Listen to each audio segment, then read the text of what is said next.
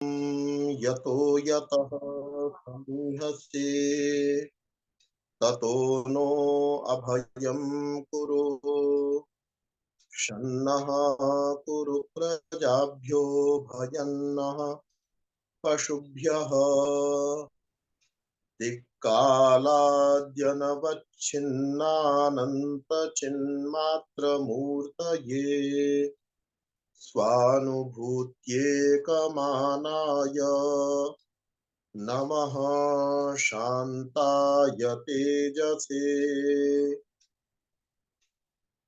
ॐ यथेमां वाचं कल्याणीमावदानि जनेभ्यः ब्रह्मराजन्याभ्यां शूद्राय चार्याय च स्वायचारणाय च ॐ शान्तिः शान्तिः शान्तिः। श्रद्धेया रश्मि सूफी जी, श्रद्धेय विनोद मित्तल जी, अन्य सभी सहयोगी, वंदनीय मातृशक्ति भद्र पुरुषों, बहुत सुंदर चर्चा आप सभी के सहयोग से चल रही है कठोपनिषद को लेकर के। कुछ प्रश्न आए हुए हैं और उनका यथासंभव समाधान जो है मैं करने का प्रयास करता हूँ। एक प्रश्न तो ये है कि ये प्रकृति शाश्वत कैसे है, जितना मैं समझ पाया था शाश्वत का मतलब हमेशा रहने वाली, शाश्वत का अभिप्राय है सदा रहने वाली है क्या प्रकृति। तो क्या ये जो प्रकृति, जो पेड़ पौधे हमको दिखाई देते हैं, ये हमेशा ऐसे रहेंगे? प्रलय काल के अंदर क्या ये नष्ट होने वाले नहीं है? ऐसे के ऐसे रहेंगे क्या? अच्छा, इनके अंदर हरे पत्ते कभी पीले हो जाते हैं, अभी हम देख पा रहे हैं। हमारे देखते देखते कोई पेड़ है और वो गल भी जाता है, गिर भी जाता है। तो ये और जो चीज बनी है वो बिगड़ती है। जब हर बनी हुई चीज बिगड़ती है तो ये पेड़ बना हुआ हमारे सामने हमने छोटा सा लगाया था और बड़ा हो रहा है। जो बढ़ रहा है वो घटेगा, है ना। जो नीचे से बीज बोया था और ऊपर आया है तो वो नीचे भी जाएगा। ये सृष्टि का नियम है। तो ये सृष्टि के नियमानुसार ये प्रकृति भी नष्ट होने वाली जब है, जो हमको दिखाई देती है, तो ये इसको शाश्वत क्यों कहा गया? तीन अनादि सत्ताएं हैं और अनंत सत्ताएं, है ना। सिद्धांत क्या है, शास्त्रीय सिद्धांत क्या है, वैदिक सिद्धांत क्या है, दर्शनों का सिद्धांत क्या है कि तीन सत्ताएं अनादि हैं और अनंत है, शाश्वत है। शाश्वत का मतलब भी वही है कि सदा रहने वाली है। अनादि मतलब उनका कभी आरंभ नहीं होता हुआ था। अनंत मतलब उनका कभी अंत नहीं होगा, प्रलय काल में भी उनका अंत नहीं होगा। तो उनमें किस किस का नाम लिया जाता है? जीवात्मा का, परमात्मा का और प्रकृति का। जीवात्मा और परमात्मा जो है ये कैसे हैं? ये चेतन है और प्रकृति जो है वो जड़ है। तो एक प्रश्न ये आया हुआ है कि भाई ये प्रकृति शाश्वत कैसे हो सकती है जबकि ये बढ़ रही है, घट रही है, तो इसका नष्ट होना, बनना, जिसका बनना है उसका नष्ट होना होना चाहिए। तो ये प्रश्न है। तो इसका उत्तर ये है, दो शब्द हैं, हम ध्यान पूर्वक सुन रहे हैं, बहुत अच्छा लग रहा है। प्रकृति और विकृति। एक शब्द है प्रकृति और विकृति। विकृति होती है विकार, प्रकृति होती है स्वभाव। प्रकृति जो है प्रकृति की परिभाषा दी गई। प्रकृति किसको कहते हैं? आम आदमी किसी बच्चे से पूछो, भाई मैंने आज बहुत सारे प्राकृतिक दृश्यों को देखा, तो इसका मतलब उसने, वो कहता है जी मैंने पेड़ पौधों को देखा। वास्तव में वो प्रकृति को नहीं अपितु किसको देख रहा है? किसको देख रहा है? वो विकृति को देख रहा है, विकार को देख रहा है। विकार क्या चीज है? विकार ये है कि दूध था और दूध के अंदर आपने खट्टा डाल दिया था और उसके बाद दही बन गई थी उसकी। इस दही को विकृति कहा जाता है या विकार कहा जाता है, मतलब अवस्था का परिवर्तन होना। लेकिन दही में दूध का हिस्सा है। बहुत सारे लोग दही का जब कहते हैं दूध ही तो है भाई, है ना। दूध और दूध से बने पदार्थ, किसी को कहा भाई दूध मत लेना, अब कोई दूध के बने हुए घी लेने लगे, तो कोई डॉक्टर कहेंगे अरे तुमको जब दूध ही मना कर दिया था, फिर घी तो, जो कंडेंस्ड जिसको कहा जाता है ना,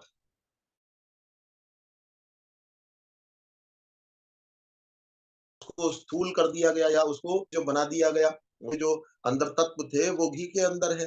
तो जब तुमको दूध ही मना किया था तो घी क्यों ले लिया? तो विकृति में भी प्रकृति का व्यवहार होता है। कहने का अभिप्राय क्या है? जो घी है वो दूध नहीं है, लेकिन घी को भी दूध में ही गिना जाता है कि भाई दूध का ही तो पदार्थ है और है क्या?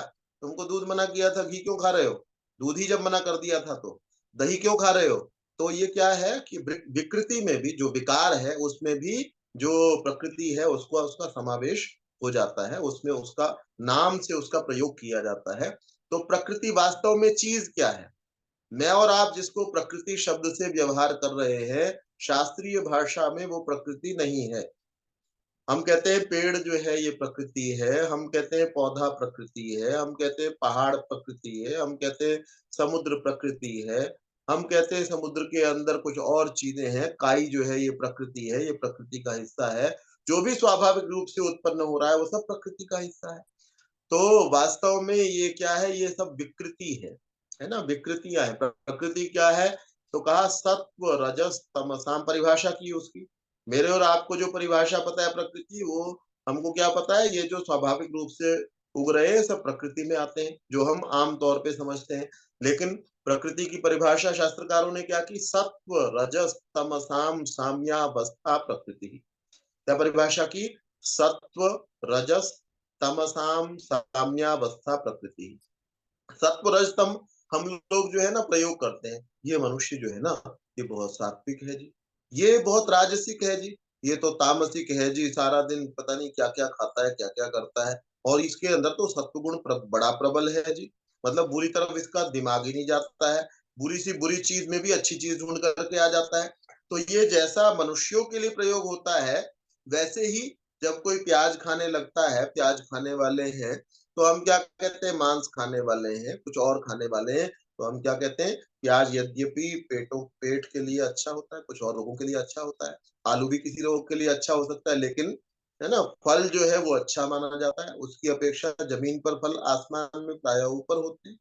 कुछ खरबूज, तरबूज, कुछ चीज़ों को छोड़ करके, तो वो ज़्यादा अच्छे होते हैं, फिर ज़मीन वाले उससे कम अच्छे होते हैं, और जो ज़मीन के अंदर होते हैं, वो चीज़ें जो है ना, वो और उसके अंदर दोष माने जाते हैं। यद्यपि उनमें भी बहुत अच्छी-अच्छी, जैसे आजकल शलगम और गाजर आ रहा है, बहुत अच्छा होता है, लेकिन आप जैनियों को देखें, कुछ जैनी जो नियमों का पालन करने वाले हैं या उनके जो साधु हैं, वो जिमीकंद का शायद प्रयोग नहीं करते हैं। तो सब सर्वोत्तम जो है वो फल जो है उसको स्वीकार किया जाता है। तो प्रकृति क्या है? सत्व रजस तमसाम साम्यावस्था प्रकृति। अब जैसा मनुष्यों के विषय में कहा जाता है कि ये सात्विक है, ये राजसिक है, ये तामसिक है, वैसा ही पदार्थों के विषय में कहा जाता है कि ये वाला, ये जो प्याज खाओगे ना, तो तुम तमोगुणी वृत्ति को ये बढ़ाने वाला है। इसका मतलब वो तमोगुण जो है प्रकृति में विराजमान है, या प्रकृति की जो विकृति है उसमें विराजमान है। तो सत्व रज और तम जब साम्य अवस्था में हो जाते हैं, तब प्रकृति होती है। और जब उसमें थोड़ा बहुत फेरबदल किया जाएगा, अर्थात सत्व गुण कुछ घटेगा, रजोगुण कुछ बढ़ेगा, तब ये विकृति उत्पन्न होती है। विकृति क्या है? पेड़ पौधे जो कुछ भी आपको दिखाई देता है, लेकिन इनका जो सूक्ष्मतम स्वरूप है, जिनसे ये प्रकृति दोबारा से फिर जन्म ले लेती है, मतलब प्रकृति मतलब जिसको हम प्रकृति कहते हैं और वास्तव में जिसको शास्त्रीय भाषा में विकृति कहा जाता है, ये उसी प्रकृति से, उस मूल प्रकृति से। एक पुस्तक है, उसके अंदर ये संस्कृत के अंदर ही सारी सांख्य कारिका नाम से। सांख्य कारिका सांख्य दर्शन पर आधारित है। सांख्य दर्शन में उस तरीके की बातें जो है वो हो सकती हैं। तो उसमें लिखा हुआ है, मूल प्रकृति रविकृति ही। कुछ कठिन हो रहा हो तो क्षमा कीजिएगा, बार बार सुन लेंगे तो समझ पाएंगे। ऐसा कोशिश यही है कि ये सरलता पूर्वक हमको हृदयंगम हो सके। तो क्या कहा सांख्य कारिकाकार ने? मूल प्रकृति ही अविकृति ही। मूल प्रकृति के अंदर विकार नहीं आता है, वो विकृति नहीं है। तो बस इतना मोटी मोटी बात कितनी समझनी है कि जिसको हम प्रकृति कह रहे हैं, शास्त्र के अनुसार वो प्रकृति नहीं है, लेकिन उसमें भी प्रकृति शब्द का प्रयोग हो जाता है। जैसे घी के अंदर दूध का प्रयोग हो, घी क्या है? दूध ही तो है ये, और क्या है? जैसा हम बोल देते हैं, ऐसे ही हम लोग इसको क्या बोल देते हैं? प्रकृति बोल देते हैं, लेकिन वास्तव में ये विकृति है। ये निश्चित रूप से सब कुछ नष्ट हो जाता है। ये नहीं है कि प्रलय काल के अंदर जो है ना पेड़ पौधे पर्वत सारे के सारे ऐसे बने रहेंगे, ये सब के सब नष्ट हो जाएंगे, लेकिन इनका जो मूल है, प्रकृति जो है, वो हमेशा, जो जिसकी परिभाषा बताई गई, सत्व रज और तम की साम्यावस्था, समान अवस्था में जो मूल प्रकृति है वो हमेशा रहती है। वो कभी भी इनके नष्ट हो जाने पर, पेड़ पौधों के, पर्वतों के, समुद्र के और जो भी पदार्थ है उनके नष्ट हो जाने पर वो नष्ट नहीं होती।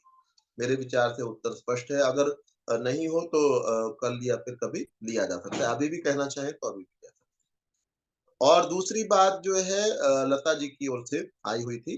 क्या बात थी जी लता जी, दोबारा एक बार कहना चाहेंगे? जी, लता जी सुन पा रही हैं तो एक बार बताएं प्रश्न अपना दोबारा से। जी जी आचार्य जी। हाँ, एक अभी बार थोड़ा-सा बताइए। अभी जो चर्चा चल रही थी उसके बारे में। हाँ, जो आपका प्रश्न था वो हो गया क्या? नहीं हुआ, नहीं था, वो बीच में कॉल आ गई थी। हाँ, कोई बात नहीं, आपका प्रश्न बोलिए, क्या प्रश्न था? जैसे आचार्य जी के मतलब मानो किसी ने मतलब जन्म लिया, वो हाँ जानवर है जी, कोई भी, तो उसमें हाँ, जीवात्मा और परमात्मा दोनों हैं, जी, और साथ में शरीर भी है। अब किसी की मृत्यु हो जाती तो जीवात्मा और परमात्मा दोनों निकल गए।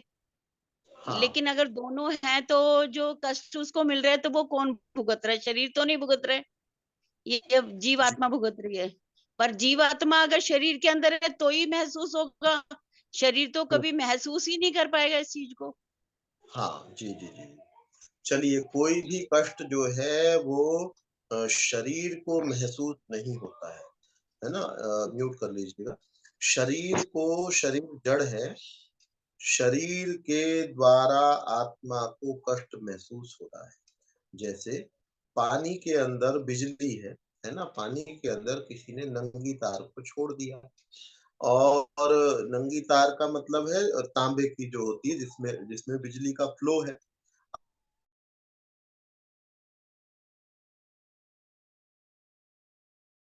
दूसरे व्यक्ति ने उसको छुआ, दूसरे व्यक्ति ने उसको छुआ, उस पानी को छुआ, तो पानी जो है वो करंट का अनुभव नहीं कर रहा। पानी ने करंट का अनुभव नहीं किया। पानी में करंट तो था, पानी में करंट था, लेकिन पानी ने करंट का अनुभव नहीं किया, उसको कोई कष्ट नहीं हुआ था पानी को करंट से। कोई कहे जी पानी के अंदर सारा करंट तो पानी में ही था, इसने तो 1 सेकंड को लगाया, इसको क्या कष्ट हुआ होगा? पानी भुगत रहा है उसको तो, करंट को तो। तो पानी ने करंट का अनुभव नहीं किया, उसको सुख-दुःख का अनुभव नहीं। उसके कारण पानी में कुछ परिवर्तन आ सकता है। पानी में करंट छोड़ने से पानी के गुण कुछ बदल सकते हैं, लेकिन पानी ने कोई सुख-दुःख का अनुभव नहीं किया। झटका अगर लगा होगा, ये जो शरीर जिसने उँगली अपनी अंदर डाली है, और इसके शरीर को भी नहीं लगा, इसकी आत्मा को झटका लगा है। हम व्यवहार में ये कह देते हैं मेरे शरीर को कष्ट हो गया है। शरीर को कष्ट, शरीर तो कष्ट अनुभव कर ही नहीं सकता है। शरीर के द्वारा जीवात्मा को कष्ट का अनुभव होता है। जैसे पानी के द्वारा मनुष्य को करंट लगा था, बिजली के द्वारा मनुष्य को करंट लगा था। पानी केवल कष्ट पहुंचाने का, करंट लगाने का माध्यम मात्र था। शरीर केवल जीवात्मा को सुख या दुख पहुंचाने का माध्यम मात्र है। शरीर को कभी कोई कष्ट नहीं हुआ करता, शरीर जड़ पदार्थ है। आपके नाक, कान, आंख इत्यादि जब आपके अंदर, जब मैं होता हूँ, मेरे अंदर मैं होता हूँ, अर्थात मेरे अंदर मैं मतलब शरीर के अंदर जब मैं होता हूँ, जीवात्मा होता है, तभी वो उस शरीर के द्वारा कष्ट का अनुभव करता है। और जब शरीर के द्वारा वो कष्ट का अनुभव करता है तो कहते हैं जी मुझे आज शारीरिक कष्ट हो गया, है ना? किसी के नाखून के पास किसी दूसरे व्यक्ति ने पिन चुभाया, तो क्या कहेगा? शारीरिक कष्ट हो गया। और किसी की बहुत निंदा हो गई, बहुत सारी निंदा हो गई, और उसके बाद मन में वो बहुत परेशान हो गया, तो क्या कहेगा? जी मुझे आज मानसिक कष्ट हो गया। मन के द्वारा जो तकलीफ पहुंची, वो जो है ना क्या कहेगा कि ये मेरे को जो है ना, इसीलिए दुखों के प्रकार बताए गए, आध्यात्मिक, आधि भौतिक, आधि दैविक, है ना? प्रकृति के, या जिसको विकृति कहा जाता है, उसके अंदर कोई उथल पुथल के कारण से कोई आंधी आ गई थी, कोई तूफान आ गया, तो वृष्टि बहुत हो गई थी, ओले बहुत पड़ गए थे, उसके कारण से या कोई बीमारी फैल गई थी, तो उसके कारण से जब मुझे कोई कष्ट प्राप्त होता है, वो अलग प्रकार का कष्ट है। मन के द्वारा कोई कष्ट प्राप्त हो जाता है, शरीर के द्वारा कोई कष्ट प्राप्त हो जाता है, ये अलग-अलग प्रकार के तो अवश्य हैं, लेकिन ये अनुभव जो है वो जीवात्मा को ही होंगे। परमेश्वर सदा आनंद में रहने वाला है, तो उसका सुख-दुःख से कोई मतलब नहीं है, वो तो हमेशा ही आनंद में रहता है। कुछ भी फ़र्क पड़े दुनिया के अंदर उसको कोई कष्ट इस बात का नहीं होता है, वो हमेशा आनंदित रहता है। शरीर को कोई वो नहीं होता है, शरीर के द्वारा जीवात्मा ही इसको अनुभव करता है। तीसरा प्रश्न जो है मेरे विचार से रीटा जी का है। तो रीटा जी ने जो प्रश्न किया है, वो ये प्रश्न किया है कि एक व्यक्ति जो है वो सूअर बन गया है, कुत्ता बन गया है। अब उस कुत्ते को कुत्ता होते हुए इस बात का एहसास तो होता नहीं है कि मेरे किसी बुरे कर्म के कारण मैं कुत्ता बना हूँ। उसको तो रोटी मिल जाती है, खा पी करके जितनी रोटी मिल गई, बड़े मस्ती में जो है ना वो सोता है, मस्ती में वो भौंकता है। ना उसको किसी बात का कष्ट है, ना उसको किसी बात का विचार है कि मैंने जो है ना कुछ किया होगा जो मैं कुत्ता बन गया तो ये कष्ट काहे का है। अब हम थोड़ा-सा विचार करें। सब प्रकार के हम क्योंकि हम मनुष्य हैं और मनुष्य होते हुए मनुष्यता के ही सारे उदाहरण जो हैं उससे हम इसको समझने का प्रयास करेंगे। मनुष्य 2 प्रकार के हो सकते हैं। पागल मनुष्य है एक, है ना? पागल जो है उसको ये नहीं पता होता कि सभ्य व्यक्तियों के समाज में इसको हम पागल कह सकते हैं। सभ्य व्यक्तियों के समाज लेकिन वो आनंद में तो नहीं होता है, हम उसको पागलपन को आनंदित अवस्था तो नहीं कह सकते हैं। पागल व्यक्ति को आप चुभाएँगे कुछ तो उसको भी कष्ट का अनुभव होगा, उसको थप्पड़ मारेंगे तो उसको भी कष्ट का अनुभव होगा। लेकिन थप्पड़ से बचा कैसे जाए पागल को ये नहीं पता है। अगर आप मुझे थप्पड़ मारेंगे, मुझे उस शरीर के धर्म के कारण से मुझे उसका अनुभव होगा कि भई मुझे ये थप्पड़ मारा गया है और मैं यहाँ पर ऐसे-ऐसे खड़ा था इसलिए मुझे थप्पड़ मारा गया है। पागल व्यक्ति जो है उसको भी थप्पड़ मारा गया, तकलीफ उसको भी हुई, लेकिन उस तकलीफ के बाद मैं तो ये विचार कर सकता हूँ कि कैसे मैं इसको पागल व्यक्ति को भी भूख लग रही है और मुझे भी भूख लग रही है। मुझे किसी सामान्य व्यक्ति को नॉर्मल व्यक्ति को भी भूख लग रही है। नॉर्मल व्यक्ति को पता चला भाई भूख लगती है, रोज़ सुबह को शाम को भूख लगती है, तो ये ऐसे-ऐसे काम कर, तुझे रिक्शा चलानी आती है, तुझे पढ़ाना आता है, तुझे कोई और मैनेजर का काम करना आता है, तो ये काम कर और इसके बाद में तेरे को पैसे मिलेंगे, तू रोटी खा लेगा, तेरी भूख शांत हो जाएगी। पागल को ये नहीं पता है। इसका मतलब ये नहीं है कि पागल कोई कष्ट में नहीं है। पागल कष्ट में तो है, भूख तो उसको भी लगती है। कुत्ता जो है, कुत्ते को ये नहीं पता, कुत्ते को भी कष्ट होता है। जैसे कुत्ते को आप पिटाई करेंगे, अगर उसको कष्ट नहीं होता, आप देखें बकरे को पकड़ करके जब कसाई खींच करके लेकर के जा रहा होता है, तो वो बच करके भाग रहे होते हैं, जबकि उस समय उसको काटा नहीं जा रहा होता। उसको ये पता होता है कि ये जो व्यक्ति लेकर के जा रहा है, ये व्यक्ति गलत इंटेंशन से लेकर के जा रहा है, तो वो कष्ट में तो होता है। अगर उसको ये नहीं पता हो कि भई इसमें कष्ट है, चींटी भी कष्ट में होती है, आप उसका मार्ग रोकिए। जिस मार्ग की ओर उसको कहीं से चीनी की गंध आ गई है, प्रकृति प्रदत्त उसको एक गंध पता चल गई है, क्या पता चल गई है उधर चीनी है तो वो बहुत दूर से उधर चली जाती है, या कुछ और गुड़ है या कोई और उसका खाद्य पदार्थ है। अब आप उसके मार्ग को रोकते हैं, वो बार-बार उधर जाना चाह रही है। आपको क्या लगता है क्या उसको कोई कष्ट नहीं होता है? वो कष्ट में तो है, लेकिन उसको उस कष्ट से निजात पाने का तरीका नहीं मालूम। जो तरीका मालूम है वो अपना रही है। उसको ये पता है मुझे जाना उधर है, लेकिन मैं थोड़ी देर को रुक जाऊँ। और कई कीड़ों को इतनी स्वाभाविक समझ भी होती है, वो थोड़ा हुआ, थोड़ी देर ऐसा दिखाएँगे जैसे वो मर गए। कॉकरोच को आप छेड़ो, किसी कॉकरोच, तो उसको इतनी स्वाभाविक समझ है, बार-बार आप उसको छेड़ रहे हैं, थोड़ी देर को बिना बिना हिले रहेगा वो, बिल्कुल बिना हिले रहेगा। और उसके बाद में अगर उसको लगा सब लोग चले गए हैं या नहीं भी आप जाएँगे तो जितना उसका सामर्थ्य है, उतनी पेशेंस वो रखेगा, बिना हिले रहेगा, बाद में हिल करके और फिर अपना ठीक जगह पर पहुँचने का, जहाँ जाना था वहाँ जाने का प्रयास करेगा। तो कष्ट उनको हो रहा है और उनको कष्ट से निजात पाने का तरीका नहीं मालूम है। और अगर पागल को ये भी नहीं पता कि ये इसको कष्ट कहा जाता है। पागल जो व्यक्ति हम में से जो मनुष्यों में जो पागल व्यक्ति है, उसको ये भी नहीं पता कि ये जो भूख है ये मेरे कष्ट का कारण है। उसको भूख तो उसको अनुभव होती है, रोटी खा भी लेता है, लेकिन वो इसका नाम भी नहीं जानता कि ये मेरा कष्ट है ना? ऐसा कुछ नहीं जानता वो। तो हम लोग मनुष्य होते हुए हमको ये पता है, जैसे मनुष्य होते हुए हम पागलपन से बचना चाहेंगे। हम में से कोई पागल होने के बाद तो ये एहसास नहीं रहेगा कि मैं जो है ना, मैं किसी कमी के अंदर हूँ, ये एहसास तो नहीं रहेगा, लेकिन उसको भूख लगेगी और वो अपनी भूख को दूर करने के लिए खुद प्रयास नहीं कर पाएगा। दुनिया उसको पागल समझेगी, दुनिया उस व्यक्ति को पागल समझेगी, वो अपने आप को नहीं समझ पाएगा कि मैं कुछ पागल हूँ, लेकिन दुनिया उसको जानेगी कि ये जो है ना, ये पागल है। इसलिए जैसे आदमी पागलपन से बचने का प्रयास करता है, हम में से कोई भी ये नहीं चाहता कि मैं पागल हो जाऊँ। जबकि पागल को एहसास नहीं रहता, पागल को ये नहीं पता रहता कि मुझे कोई कष्ट हो रहा है या कुछ और हो रहा है। तो लेकिन हर हर मनुष्य जो है, कोई भी मनुष्य ये नहीं चाहता कि मैं पागल बन जाऊँ।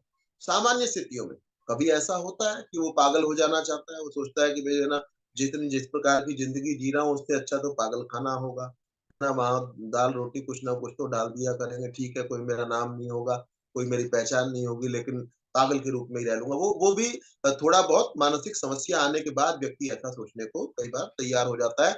लेकिन हम जानते हुए और ये जानते हुए कि पागल को अपने पागलपन का एहसास नहीं होगा, पागल को अपने कष्टों का अनुभव नहीं होगा, उतना नहीं होगा जितना मुझे है। हम में से कोई भी पागल नहीं बनना चाहता। मेरे विचार से जो भी सामान्य अच्छी बुद्धि के लोग हैं, वो कोई पागल नहीं बनना चाहता। ऐसे ही वो पागल से भी निम्नतम चीज़ है, नीची चीज़ है, तो हम वहाँ पर क्यों जाना चाहें? ये सोच कर के मुझे एहसास नहीं रहेगा। ऐसे तो नींद में जो अच्छी नींद होती है, उसमें आपको अपने कष्टों का एहसास नहीं होता। क्यों जी? आपको कोई तकलीफ है, किसी व्यक्ति को कोई तकलीफ, किस बात की तकलीफ, इस बात की तकलीफ है उसको जो है ना, अपने बेटी का विवाह करना है, पैसे नहीं है। बेटे का विवाह करना है, बेटे को पढ़ाना है, बेटी को पढ़ाना है, बेटी को पढ़ाने के पूरे पैसे नहीं है उसके पास। तो उसने क्या किया, वो 2 घंटे दौड़ता रहा। 2 घंटे दौड़ने के बाद में खूब अच्छी नींद आ जाए, जिससे नींद बढ़िया आ गई, सुषुप्ति के अंदर चला गया। सुषुप्ति में मतलब नींद में, गहरी नींद में चला गया। गहरी नींद में चला गया, अब उसको अपने कष्ट का एहसास नहीं है। तो क्या कोई ऐसा चाहता है? व्यक्ति कहेगा कि बोले इतना क्यों दौड़ते रहे, कि मेरे को कष्ट हो रहा था। क्या कष्ट हो रहा था? कि बेटे को पढ़ाना था जी मुझे, और पढ़ाने के पैसे नहीं थे, तो उसकी तकलीफ थी मेरे मन में। तो तकलीफ थी तो मैंने उसका इलाज क्या किया? इलाज ये किया कि मैंने खूब दौड़ लगाई, जिससे नींद आ जाए और मेरी तकलीफ दूर हो गई, क्योंकि मैं सो गया। बढ़िया नींद आ गई मेरे को, और 6 घंटे रोज सोता हूँ, वैसे 8-9 घंटे मैं सो गया, तब तो और बढ़िया काम हो गया मेरा। तो ये इसको कोई समझदार व्यक्ति नहीं कहेगा कि आपने वो पक्षी का जीवन प्राप्त कर लिया, किस लिए? कि मेरे को जो मेरा कष्ट है उसका एहसास नहीं रहे। कष्ट दूर होना एक बात है, कष्ट दूर होना क्या है? दूसरे व्यक्ति ने ये काम किया। क्या काम किया? कि मैं इतनी मेहनत की, इसको आप जोड़िएगा मुक्ति के साथ में, मनुष्य योनि के साथ में और पक्षियों की योनि के साथ में। एक पिता है, उसको कष्ट था। क्या कष्ट था? कि बेटे को पढ़ाने के लिए पर्याप्त पैसे मेरे पास नहीं। उसने पूरा दिमाग लगाया, अपना दिमाग को खोला और दिमाग लगाया, और दिमाग लगा करके सोचा कि मैं कहाँ जाकर के कैसे कमाई कर सकता हूँ, और इतनी कमाई की उसने कि न केवल बेटे को पढ़ाया, अपितु उसके दोस्त भी जो गरीब थे उनको भी पढ़ा दिया। दिमाग लगाया। दूसरा पिता था, उसको भी था कष्ट, दोनों को था, कष्ट दोनों को बराबर था। दूसरे ने क्या किया? उसने कहा मैं इतनी एक्सरसाइज, इतना कुछ बेकार का काम करना पड़े करूं, लेकिन करने के बाद मैं नींद आ जाए मुझे अच्छी। कष्ट दोनों का दूर हो चुका है। एक का दूर कब हुआ है? नींद के अंदर पड़ा हुआ है और उसको अब एहसास नहीं, या इसको और थोड़ा-सा और ले ले, कहीं से किसी शराब मिल गई उसको, खूब शराब पी ली, खूब इतनी शराब पी ली कि दिमाग जो है सोचने की क्षमता जो है वो समाप्त हो गई। अब एक तो पिता ये है कि वो शराब ला करके पी लिए उसने, कि भाई समस्या जो है ना अब भूल गई मेरे को, अब ठीक है दिमाग में समस्या नहीं। एक ने अपनी समस्या का वास्तविक समाधान कर लिया, न केवल अपनी समस्या का समाधान कर लिया, अपितु अपने जैसे और कुछ पिताओं की भी बच्चों को पढ़ा दिया, उनकी भी समस्या का समाधान कर लिया। अब आप दोनों पिताओं में से कौन से पिता को अच्छा कहें? यहाँ हम बड़े क्लियर हैं, हम 1 सेकंड के अंदर कह देंगे ऐसे ही। अब इसको यहाँ पर जोड़िए, एक व्यक्ति है, 2 व्यक्ति हैं। एक व्यक्ति तो ये सोचता है, भाई पशु बन जाता हूँ, बढ़िया है ना? बन तो जाऊँगा सूअर, घूमूँगा नाली के अंदर, और जो है ना मुझे पता ही नहीं रहेगा, सुअर को क्या पता मैं सुअर हूँ जी। और ये मनुष्य है जी, ये मेरे से अच्छा होता है जी, ये नाली में नहीं रहता है जी, ये कुछ अच्छी चीज खाता है जी, मेरे को एहसास ही नहीं रहेगा। एक ने तो ऐसे काम किए कि वो सूअर या कुत्ता या बैल या कुछ बन गया, और दूसरे ने ऐसे काम किए, उसको लगा भैया ये तो समस्या है, उसको मनुष्य जन्म भी समस्या लगा, उसको ये भी पता चल गया कि ये जो पशु का की योनि है और बड़ी समस्या है, ये तो यहाँ से तो वापस आने में और समय लगेगा। उसने बड़े प्रयास पूर्वक जो है ना अपने आप को वासनाओं से मुक्त किया, अपने आप को नेत्र से देखने वाली चीजों से मुक्त किया कि नेत्र के आगे बड़ा सुंदर कोई दृश्य आए, बड़ा खराब कोई दृश्य आए, दोनों में एक समान बना रहता है। नाक के आगे बहुत कोई सुगंधित वस्तु आ जाए और कोई दुर्गंधित पदार्थ आ जाए, दोनों में एक जैसा बना रहता है। उसने बड़ा प्रयास, पूरा प्रयास किस चीज में किया कि मुझे मुक्ति की ओर जाना है, और वो मुक्ति की ओर बढ़ चला। अपना जो समस्या थी, एक ने तो समाधान ऐसे किया कि ऐसी जगह पहुंच जाओ जिससे इसकी समस्या का एहसास जो है वो न हो या कम हो जाए। हूँ तो सूअर, लेकिन मुझे सूअर होने का आभास भी ना हो। और एक ने, दूसरे ने समस्या का समाधान किया कि उसने वास्तविक आनंद को उपलब्ध कर दिया। तो जिसने, हम इस बात को अब मेरे विचार से समझ गए होंगे कि वास्तविक आनंद को उपलब्ध करना ही ठीक है, वहां जाकर के हमको एहसास नहीं रहेगा, लेकिन हम वहां परेशान भी होंगे, दुखी भी होंगे। इसलिए कहा, तमेव विद्वान न विभाय मृत्योरात्मानं धीरम अजरम युवानम, वेदा हमेतम पुरुषम महांतम आदित्य वर्णम तमसा परस्तात्। वेद का बड़ा बहुत प्रसिद्ध मंत्र है, वेद अहम एतम पुरुषम महांतम, मैंने इस महान पुरुष को जान लिया है। महान पुरुष यहाँ परमेश्वर का वर्णन है। तो मैंने इस महान पुरुष को जान लिया, वेद अहम एतम पुरुषम महांतम, आदित्य वर्णम, जो आदित्य के समान चमक वाला है, तमसः परस्तात्, जो अंधकार से, तम से बिल्कुल दूर है, आदित्य वर्णम तमसः परस्तात्, तमेव विदित्वा, मैंने तो जान लिया है, लेकिन बाकी सारे व्यक्ति भी तम एव विदित्वा, उसी को जान करके अति मृत्यु में, मृत्यु के पार हो सकते हैं। तमेव विदित्वा अति मृत्युमेति नान्यः पंथाः विद्यते अयनाय, गति के लिए, प्रगति के लिए, प्रसन्न होने के लिए, आनंद के लिए कोई और मार्ग ही नहीं है। मतलब आप सुअर बन जाओगे तो ये नहीं है कि आपको सुअर सुअर का ही जन्म मिलता चला जाएगा, आपको फिर कभी बकरे का मिलेगा, कुछ और मिलेगा, काटे पीटे जाओगे, कितने गलत कर रखे हैं उसके हिसाब से। और कष्ट के बाद में फिर दोबारा मनुष्य योनि मिलेगी, उसके बाद फिर दोबारा आपको परमेश्वर को ही प्राप्त करना होगा, अर्थात सांसारिक चीजों का मोह, शरीर का मोह आपको छोड़ना होगा। जब छूट जाएगा, कुत्ते सुअर का भी नहीं छूटा हुआ हो, उनको भी अपने शरीर के साथ में लगाव है। जब तक किसी भी व्यक्ति का किसी भी वस्तु के साथ में लगाव बना हुआ है, तब तक वो जो है व्यक्ति दुखी रहेगा। ये सिद्धांत है। चाहे आप पशु बन जाए, पशु बनकर के निजात तो नहीं है कि पशु के बनने के बाद में अगर ऐसा हो कि कोई कष्ट ही नहीं होगा, आप कुत्ते को पीटेंगे उसको कष्ट ना होता हो, आप उसको कुछ चुभाएंगे तो कष्ट ना होता हो, भूखा रखेंगे तो कष्ट ना होता हो, तब तो हम कहें जी चलो पशु बन जाओ, बढ़िया है। लेकिन ऐसा तो नहीं होता। जैसा कष्ट आपको है, उसको बेचारे को, आपको पता है कि यहाँ पर मेरी पिटाई हो रही है, आप दौड़ करके दूसरी जगह चले जाते हो, उसको बेचारे को इस बात की सारी समझ भी नहीं है। वो तो गली का कुत्ता, इधर एक ही गली में रहता है, दूसरी गली में जाने की समझ नहीं है उसको। मुझे पता हो, मुझे यहाँ पर समस्या है, पानीपत के अंदर में जाकर के बेंगलोर में सेटल हो सकता हूँ, लेकिन उसको तो ये भी पता नहीं है। इसको तो सामान्य अपना ये नहीं पता भी गली चेंज कर ले, दो गली बदल दे, उससे काम चल जाएगा। गाय को अपने घर से बाहर जाने का ही नहीं पता होता, उसी घर में लौट करके आ जाएगी। तो हमको इस बात को समझना चाहिए कि इसका जो वास्तविक उपाय है वही करना चाहिए। ये वास्तविक उपाय नहीं होता, जैसे शराब पीना वास्तविक उपाय नहीं है, जैसे गहरी नींद में सो जाना वास्तविक उपाय नहीं है, ऐसे ही पशु बन जाना वास्तविक उपाय नहीं है। पशु को आभास है या नहीं है, मुझे और आपको पशु बनने की चेष्टा नहीं करनी चाहिए। समय अधिक नहीं है, शांति पाठ कर लेते हैं। कुछ कहना चाहेंगे तो उसके बाद में आचार्य जी वो। प्रणाम। जी गायत्री जी कहिए। अ, यदि समय हो तो एक प्रश्न पूछ सकते हैं? जी कहिए, अवश्य कहिए। हाँ, जैसे दूसरे प्रश्न के उत्तर में आपने बताया कि जब परमात्मा का अंश को ही आत्मा का स्वरूप बताया है, जब परमात्मा एक ही स्थिति में रहता है, मतलब दुख सुख का अनुभव नहीं होता है परमात्मा को, तो फिर परमात्मा का अंश जो आत्मा है उसको कष्ट क्यों होता है? जैसे हम शरीर को, आपने कहा ना कि कुछ भी चोट आ जाती है तो शरीर को कष्ट का अनुभव नहीं होता है, आत्मा को कष्ट का अनुभव होता है। क्या कारण हाँ, है? जैसे मनुष्य को शारीरिक मानसिक दुख होने से शरीर को ही उसका अनुभव होता है। जनरली तो शरीर को ही अनुभव होता है। आत्मा को यदि होता तो शरीर को हम लोग अनुभूत करते हैं कि जो पीड़ा होती है वो शरीर में ही तो होती है। आत्मा में यदि होती तो शरीर उसका अनुभव